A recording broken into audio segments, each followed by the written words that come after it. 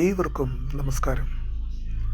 താന്ത്രിക ജ്ഞാനം എന്ന എൻ്റെ യൂട്യൂബ് ചാനലിലേക്ക് എൻ്റെ എല്ലാ പ്രിയപ്പെട്ടവർക്കും സ്വാഗതം.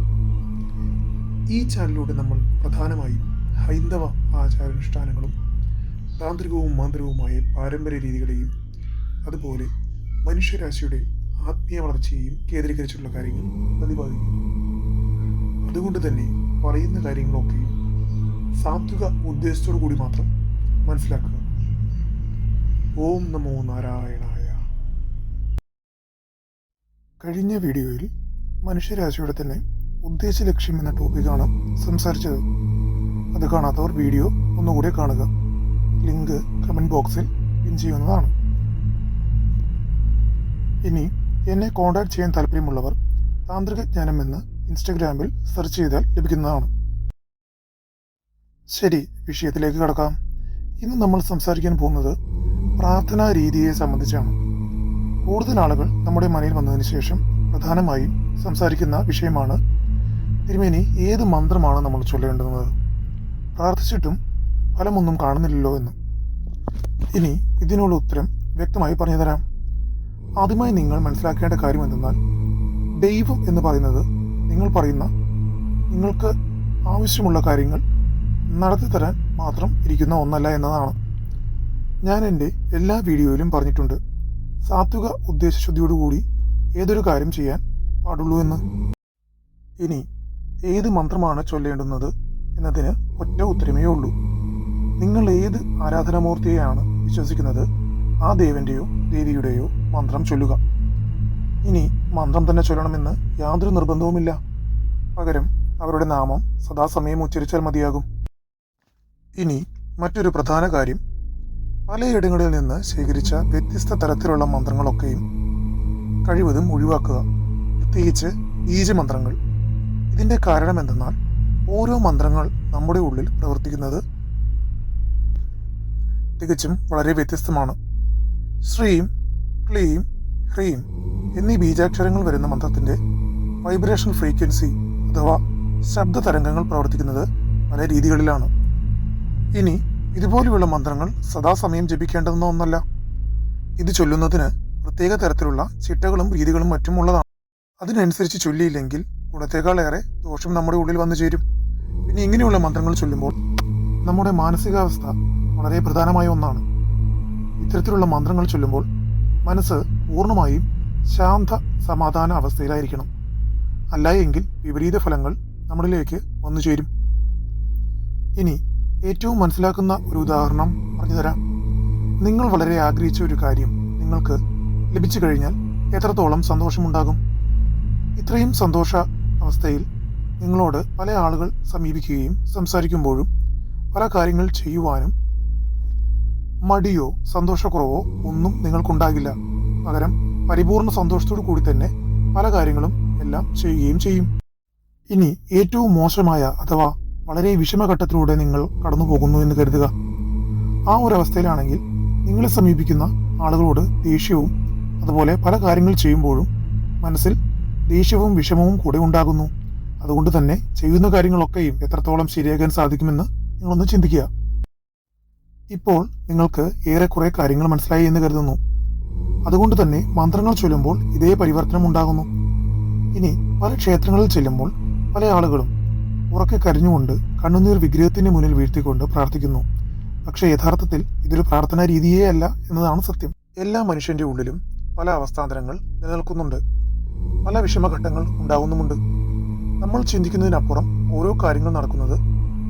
പക്ഷേ ഏതൊരുവനാണോ സ്വന്തം മനസ്സിനെയും ശരീരത്തെയും നിയന്ത്രിക്കാൻ സാധിക്കുന്നത് അവരിലേക്ക് ദൈവിക ചൈതന്യം കൂടുതൽ ആകർഷിക്കപ്പെടുന്നു.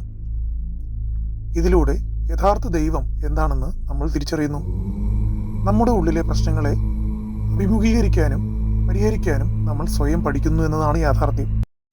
ഇനി രണ്ടാമത്തെ കാര്യം, ഏറെ പ്രാർത്ഥിച്ചിട്ടും ഫലം കാണുന്നില്ല എന്ന്. ഇത് 100% ആളുകൾക്കും ഉണ്ടാകുന്ന ഒന്നാണ്. ഈ അവസ്ഥയുടെ പ്രധാന കാരണം നമ്മൾ തന്നെയാണ്. കാര്യമെന്തെന്നാൽ, നാം ഓരോരുത്തരും പ്രാർത്ഥിക്കുന്നത് കേവലം പരീക്ഷണം പോലെയാണ്. നമ്മുടെ ഉള്ളിൽ എപ്പോഴും സംശയദൃഷ്ടി ഉണ്ടാകുന്നു എന്നതാണ് സാരം. ഈ സംശയദൃഷ്ടിയിലൂടെ ഓരോന്ന് പ്രാർത്ഥിക്കുമ്പോൾ നാം വിശ്വസിക്കുന്ന ദൈവം ഇത് നടത്തി തരുമോ അതെയോ ഇല്ലയോ എന്ന് നമ്മുടെ ഉപബോധ മനസ്സിൽ ഉണ്ടാകുന്നു. അതിലൂടെ നമ്മൾ പോലും അറിയാതെ നമ്മുടെ ഉള്ളിലെ ആത്മാർത്ഥതയെ നമ്മൾ ചൂഷണം ചെയ്യപ്പെടുന്നു എന്ന് സാരം. ഇനി തികഞ്ഞ ഈശ്വരഭക്തി എന്ന് പറയുന്നത് പൂർണ്ണമായ സമർപ്പണം തന്നെയാണ്. നാം പൂർണ്ണമായും ഭഗവാനിൽ അർപ്പിക്കുക, തുടർന്ന് മനസ്സിനെ ഈശ്വരന് മുൻപിൽ സമർപ്പിക്കുക. ഇത് പെട്ടെന്ന് ചെയ്യാൻ കഴിയുന്ന ഒന്നല്ല. പകരം ഓരോ ദിവസവും ഈ രീതിയിലുള്ള പ്രാർത്ഥനയ്ക്ക് വേണ്ടി കഴിവതും 1 മണിക്കൂറെങ്കിലും മാറ്റിവെക്കുക. ഇങ്ങനെ 11 ദിവസം തുടർച്ചയായി ചെയ്തു നോക്കൂ. മാറ്റങ്ങൾ സുനിശ്ചിതം. ഇനി ഇതിനായി ക്ഷേത്രത്തിലോ മറ്റ് ആരാധനാലയത്തിലോ പോകണമെന്ന് യാതൊരു നിർബന്ധവുമില്ല. സ്വന്തം ഗൃഹത്തിൽ വെച്ചും ഇങ്ങനെ ചെയ്യാവുന്നതാണ്. രാവിലെയോ വൈകിട്ടോ സന്ധ്യാവേളയിൽ ചെയ്താൽ അത്യുത്തമം. ഇനി പ്രാർത്ഥിക്കേണ്ടത് എന്താണെന്ന് കൂടി പറയാം. ഞാൻ മുൻപ് പറഞ്ഞതുപോലെ മന്ത്രങ്ങൾ ചൊല്ലണമെന്ന് യാതൊരു നിർബന്ധവുമില്ല. പകരം നിങ്ങൾ വിശ്വസിക്കുന്ന ദേവന്റെയോ ദേവിയുടെയോ നാമങ്ങൾ ഉച്ചരിച്ചാലോ മതിയാകും.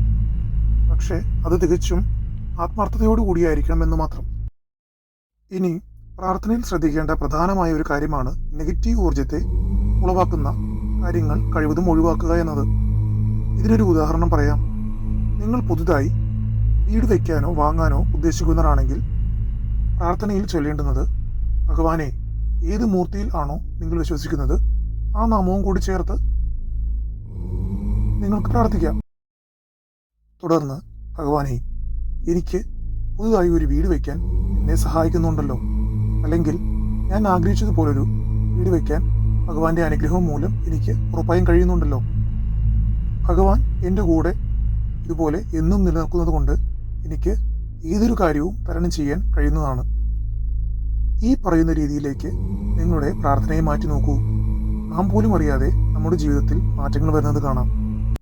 പല ആളുകളുടെയും ജീവിതത്തിൽ പല രീതിയിലുള്ള മോശമായ മാറ്റങ്ങളും അഥവാ ദുഃഖങ്ങളും ദുരിതങ്ങളും കൂടുതൽ വരുന്നതും, അല്ലെങ്കിൽ അവർ പ്രാർത്ഥിച്ചിട്ട് ഫലം കിട്ടാത്തതും ഇതുപോലെയുള്ള നെഗറ്റീവ് ഊർജത്തെ ഉളവാക്കുന്ന കാര്യങ്ങൾ പ്രാർത്ഥിക്കുന്നതുകൊണ്ടാണ്. പ്രാർത്ഥിക്കുമ്പോൾ എപ്പോഴും ഇല്ലായ്മയാണ് സൂചിപ്പിക്കുന്നത്. അവിടെ ദൈവത്തിൻ്റെ ശക്തി എന്താണെന്നോ അല്ലെങ്കിൽ ദൈവം എന്താണെന്നോ മനസ്സിലാക്കിയിട്ടില്ല. പകരം ഞാൻ മുൻപ് പറഞ്ഞതുപോലെ ചോദ്യവും ഉത്തരവും നമ്മൾ തന്നെ തീരുമാനിക്കുന്നു. ഇല്ലായ്മയെ സൂചിപ്പിച്ച് ഏതൊരു സമയവും പ്രാർത്ഥിച്ചാൽ നിങ്ങൾക്ക് വീണ്ടും മുന്നോട്ട് ഇല്ലായ്മ തന്നെ ഉണ്ടാവുകയുള്ളൂ. അവിടെ നിങ്ങളിലേക്ക് ഒരു പോസിറ്റീവ് ഊർജത്തെ ഉൾക്കൊള്ളാനോ ചിന്തിക്കാനോ നിങ്ങൾക്ക് കഴിയുന്നില്ല എന്നതാണ് സത്യം. ശരി, ഞാൻ ഈ പറയുന്ന രീതികളിലൂടെ കഴിവതും ഒരു 11 ദിവസമെങ്കിലും നിങ്ങൾ ഫോളോ ചെയ്തു നോക്കുക. തുടർന്ന് ജീവിതത്തിൽ വരുന്ന മാറ്റങ്ങളെ പോസിറ്റീവ് രീതിയിൽ തിരിച്ചറിയാൻ ശ്രമിക്കൂ. എന്നും ദൈവം നിങ്ങളുടെ കൂടെ തന്നെ ഉണ്ടായിരിക്കും. നിങ്ങളുടെ സംശയങ്ങൾ ഒക്കെ തന്നെയും കമന്റ് ബോക്സിൽ ചോദിക്കാവുന്നതാണ്. തുടർന്ന് ഇൻസ്റ്റാഗ്രാമിൽ താന്ത്രിക ജ്ഞാനം എന്ന നമ്മളുടെ ഒരു അക്കൗണ്ട് ഫോളോ ചെയ്യുക. സംശയങ്ങൾ അതിലൂടെയും ചോദിക്കുക. എൻ്റെ വീഡിയോ കണ്ടിരുന്ന എല്ലാവർക്കും നന്ദി, നമസ്കാരം. അഹം ബ്രഹ്മാസ്മി.